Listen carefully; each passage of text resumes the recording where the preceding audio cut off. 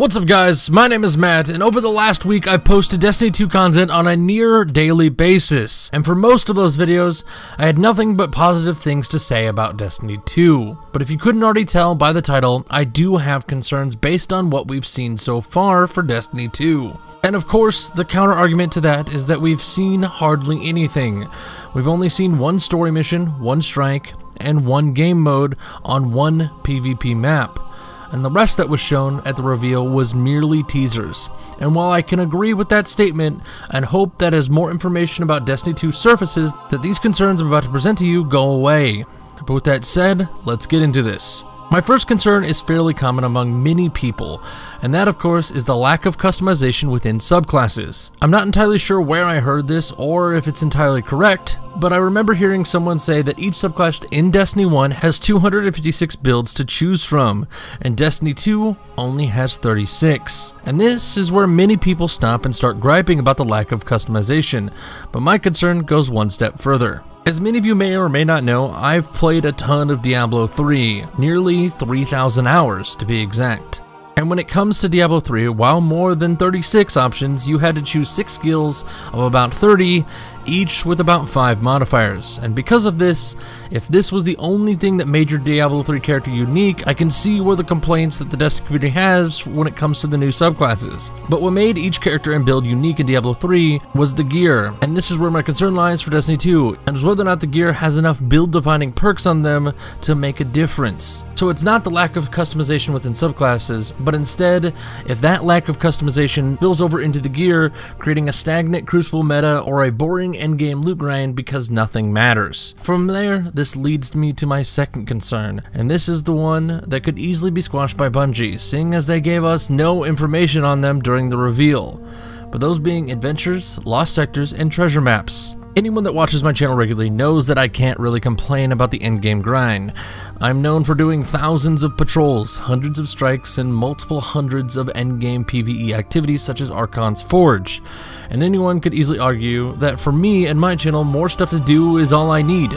But that's not the case. For me, my concern with adventures, lost sectors, and the like is actually two concerns in one. The first being that they aren't repeatable, and I'm almost certain that this one is a useless concern. These were features presented to us at the reveal, so I highly doubt Bungie would make adventures or lost sectors one-off or lackluster. But one thing myself and many others over the last 3 years of Destiny have asked for is farmable bosses with farmable loot. And with adventures and lost sectors coming, this is Bungie's opportunity to finally give us just that. Farmable bosses with a farmable loot table. And I hope they capitalized on that. I would love to be able to go to a lost sector, kill its boss 15, 30, or even 100 times and finally get that one weapon I've been hunting for. And that is where my third concern lies. Weapons. And more specifically, the new kinetic, energy, and power weapon system coming in Destiny 2. This is a seemingly fantastic move in terms of PvP, moving snipers, shotguns, fusions, rocket launchers, and grenade launchers all into one slot, the power slot. Hearing that, even as a non-Crucible player, got me excited, and opens up the PvP meta vastly. Moving away from the dreaded shotgun meta or the current sticky and icebreaker meta. And with all that said, you're probably wondering where the concern is. I just suggested that the whole new system is great for PvP, but the issue that I have, or at least the concern that I have, is within PvE. We all know that in Destiny 1, a huge issue was when something got nerfed in PvP, it also got nerfed in PvE.